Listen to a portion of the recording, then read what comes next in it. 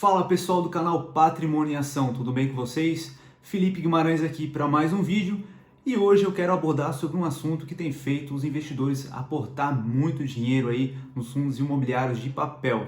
E isso se deve pelo fato deles terem aumentado seus rendimentos recentemente e o investidor acaba olhando essa parte do rendimento aumentando e por isso acaba aportando. Mas a gente precisa compreender todos os fatores que envolvem e os motivos que levaram esses fundos a aumentar a distribuição dos seus proventos. Então, se você quer compreender de fato o que está acontecendo com esse tipo de fundo imobiliário, eu recomendo que você fique comigo aqui até o final desse vídeo e também, aproveitando, não se esqueça de se inscrever no canal, deixar o dedo no like aí, como sempre, para ajudar aqui o nosso canal a crescer cada vez mais e também compartilhar com um amigo que tenha fundos imobiliários de papel. Então, sem mais enrolações, vamos para o vídeo. E antes da gente compreender de fato o que está acontecendo, é necessário que a gente entenda o que é um fundo imobiliário de papel.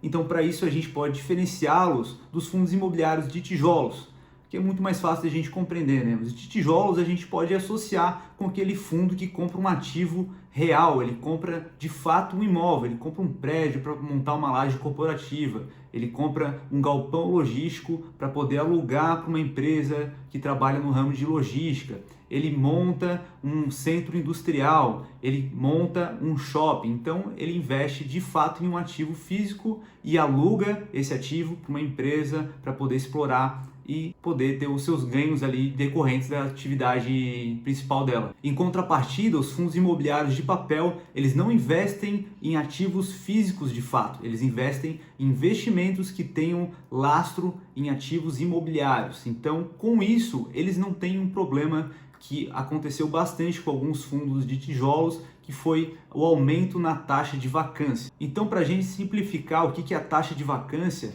imagine que você tem um pequeno prédio aí com 10 kitnets e um desses inquilinos que você tem nessas kitnets, ele resolve sair.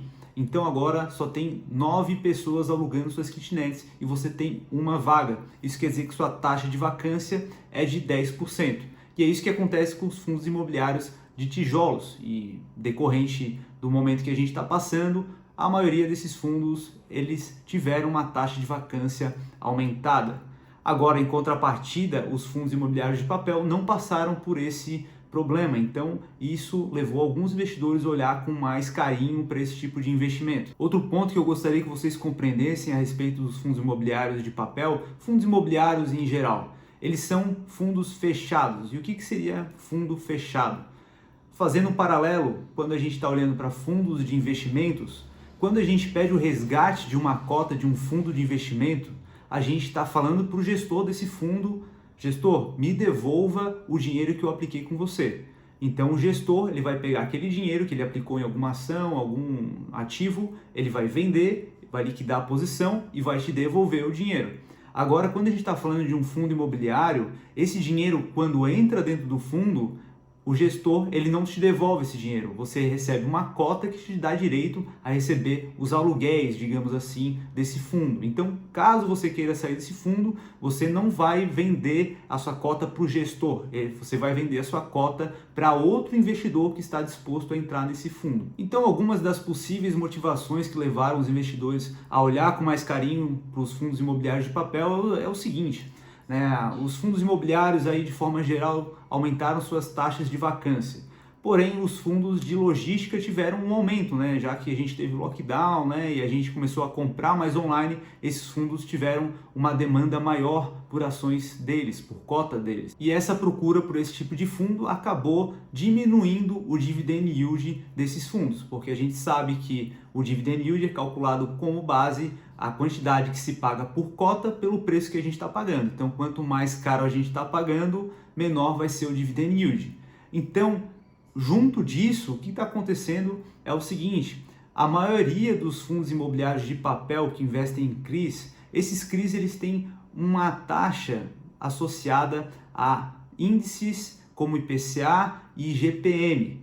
E o IGPM ele tem aumentado de forma bastante grande, muito expressiva nesse ano de 2020. E isso tem levado a aumentar os rendimentos distribuídos aos cotistas. Para você ter ideia, a gente está gravando esse vídeo aqui em meados de novembro de 2020 e o acumulado até outubro chegou quase na casa dos 21%. Para você ter ideia, a média de 2018 e 2019, o IGPM, ficou na casa de 7,4%.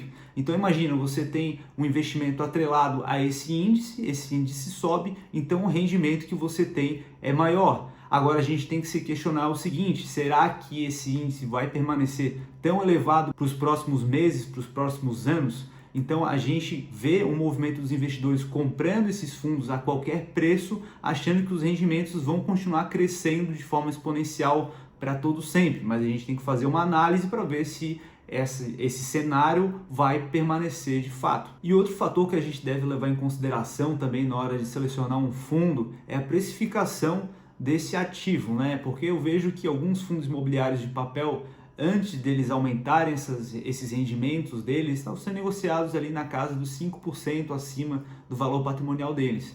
E alguns, eles estão sendo negociados aí acima de 30%, 40% do valor patrimonial. Então a gente precisa botar a mão na consciência, fazer uma análise mais racional e verificar se vale a pena ou não entrar nesse momento. E não só olhar para os rendimentos passados e projetar isso para o futuro e achar que sempre vai aumentar porque no passado aumentou. Isso aí não funciona. E é importante frisar que isso aqui não se trata de nenhum tipo de recomendação de compra e nem de venda. Isso aqui é uma provocação que eu te faço para que você possa estudar de fato os ativos e tomar uma decisão mais acertada com base racional e não emocional. Nunca se baseie em algo que aconteceu no passado e projetar isso para o futuro aí, com certeza é um erro. Então espero que você tenha gostado desse vídeo. Se ele foi útil para ti, se inscreva aqui no canal, deixa o dedo no like para ajudar a gente e também compartilha com um amigo aí. Pelo vídeo de hoje era isso e eu te vejo no próximo vídeo.